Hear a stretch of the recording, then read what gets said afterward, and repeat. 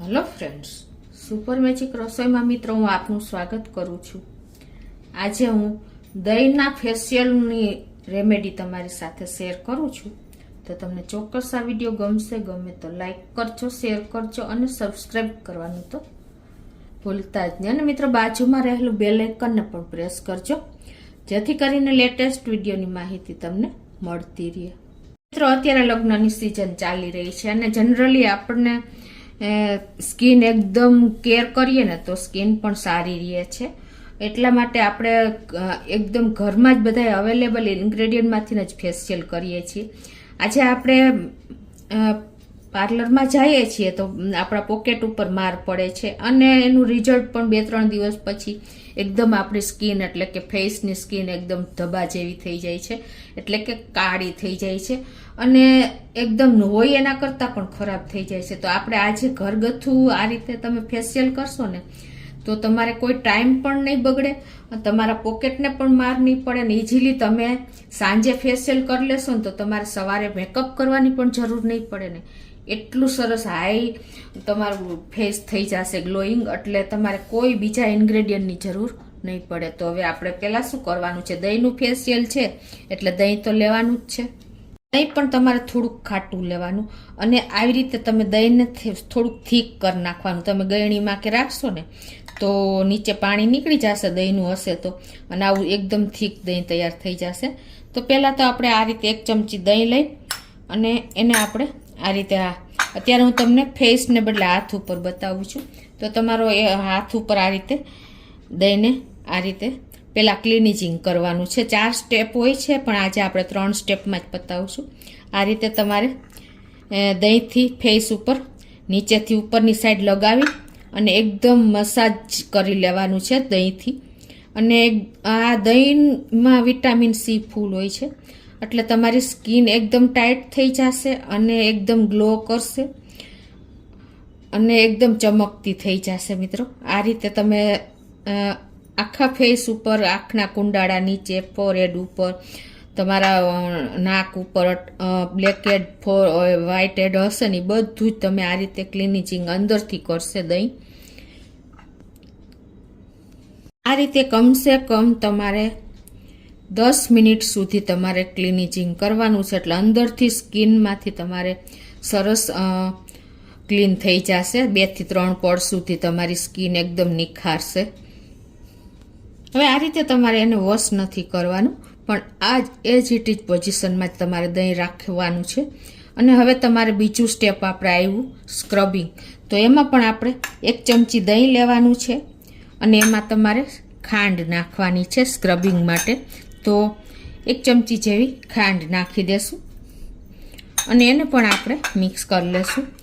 ખાંડ મિત્રો આપણા ફેસ ઉપર ચીપચીપી રહેશે એટલે એકદમ અંદરથી ક્લિનિંગ થઈ જશે. સ્ક્રબિંગ કરશો ને એટલે તમારી સ્કિનની જે એકદમ ડેડ સ્કિન હશે ને એ નીકળી જશે અને મસાજ એટલું સરસ થઈ જશે ને મિત્રો કે તમને એમ લાગશે કે આપણે પાર્લરમાં ખોટા પૈસા આપી આવીએ છીએ.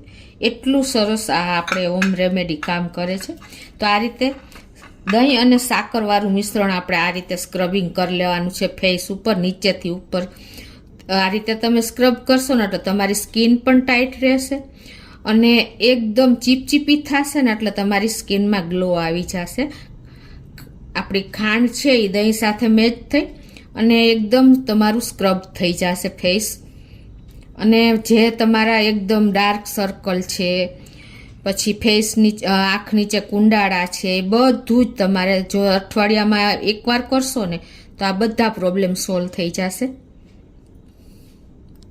આ રીતે તમારા ફેસ ઉપર જો નીચેથી ઉપરની સાઈડ તમે આવી રીતે સ્ક્રબિંગ કરશો ને તો તમારી જે ફેસ ઉપર જે કરચલી હોય છે, રિંકલ હોય છે, એ બધું જ તમારું દૂર થઈ જશે. અને દહીં મિત્રો આપણા ઘરમાં અવેલેબલ જ હોય છે. આ બધા ઇન્ગ્રેડિયન્ટ હું તમને એવા બતાવું છું ને કે કિચનમાં તમારે રોજબરોજ તમે આનો ઉપયોગ કરશો ને તો તમારે ક્યાંય પ્રસંગમાં જવાનું હશે ને તો તમારે કોઈ હાઇલાઇટ્સની જરૂર જ નહીં પડે. આ રીતે કમસે કમ અત્યારે હું તમને 2 મિનિટ જ બતાવું છું પણ તમારે 10 મિનિટ આ બધા સ્ટેપ કરવાના છે. સ્ક્રબિંગથી જ તમારી સ્કિનમાંથી ઊંડે સુધી જે હશે ને મેલ એ પણ નીકળી જશે. હવે આપણે ત્રીજો સ્ટેપ લેશું, જે મસાજિંગ છે એટલે પેક છે. તો આપણે આ રીતે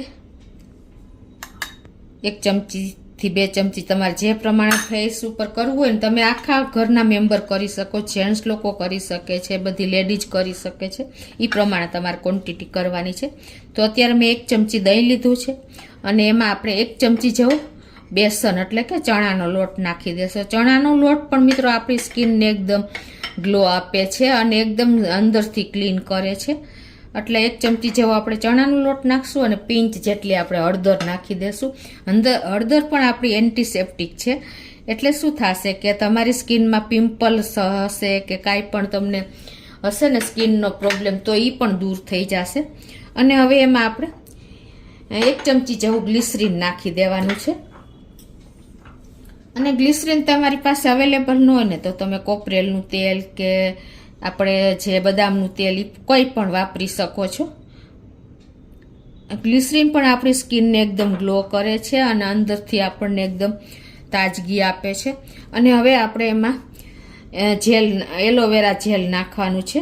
તમારી પાસે ઘરનું બનાવેલું હોય તો એ પણ ચાલે અને માર્કેટનું હોય તો પણ કોઈ પણ બ્રાન્ડનું તમે નાખી શકો છો. તો એ પણ આપણે 1 ચમચી જેવું નાખી દેશું અને આ રીતે આપણે બધું મિક્સ કરી લેશું. હવે આ બધું જ આપણે આ પેકને મિક્સ કરી લેશું. તો આ રીતે જો આપણે બધા ઇન્ગ્રેડિયન્ટ મિક્સ કરી અને આપણું ફેસ પેક તૈયાર થઈ ગયું છે. તો એને આપણે જે સ્ક્રબિંગ કર્યું ને એને વોશ કર્યા વગર ઉપર જ આપણે આ રીતે લગાવી દેવાનું છે અને આ રીતે તમારે મસાજ કરવાનું છે. આને હિસાબે તમારે પિમ્પલ્સ હશે, રિંકલ હશે, ડાર્ક ધબ્બા હશે, ડેડ સ્કિન હશે, બધું જ નીકળી જ જશે અને એકદમ તમારે ચહેરો ચમકતો થઈ જશે. પાર્લરમાં પૈસા બગાડવાની જરૂર જ નથી.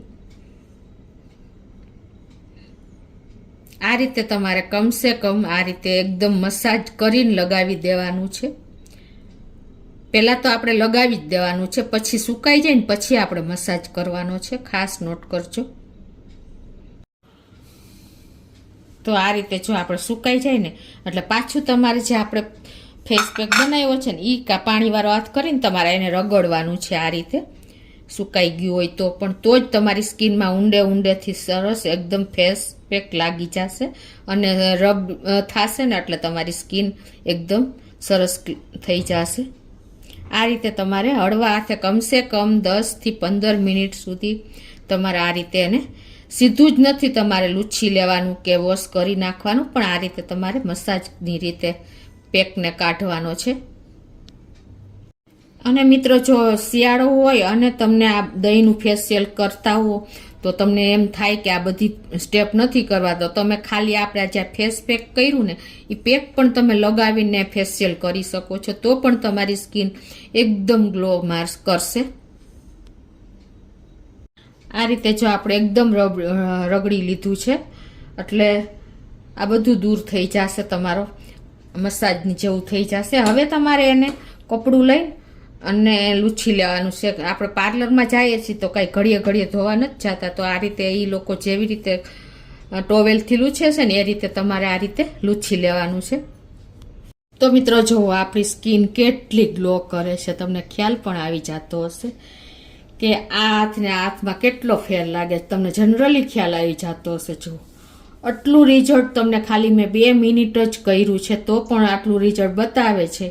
તો તમે 10 થી 15 મિનિટ આ બધા સ્ટેપ કરશો તો કેટલું રિઝલ્ટ આવશે છે ને મિત્રો. આપણે પાર્લરની કોઈ જવાની જરૂર નથી અને આટલું સરસ આપણને સ્કિન થતી હોય તો આપણે પૈસા પણ બગાડવાની જરૂર નથી. જુઓ હવે તમારે એકદમ વિન્ટર હોય તો આપણે કે તમારી સ્કિન ડ્રાય હોય કે ના હોય પણ તમારે તમે જે ક્રીમ વાપરતા હોય ને એ તમારે આવી રીતે ફેસ ઉપર લગાવી લેવાનું છે. એટલે તમારી સ્કિન એકદમ આપણે જે સ્ટેપ કર્યા હોય ને ડ્રાય થઈ ગઈ હોય ઘણીવાર તો એ એકદમ મોઇશ્ચર થઈ જાય. કોઈ પણ મોઇશ્ચર તમે જે વાપરતા હોય એ લગાવી શકો છો.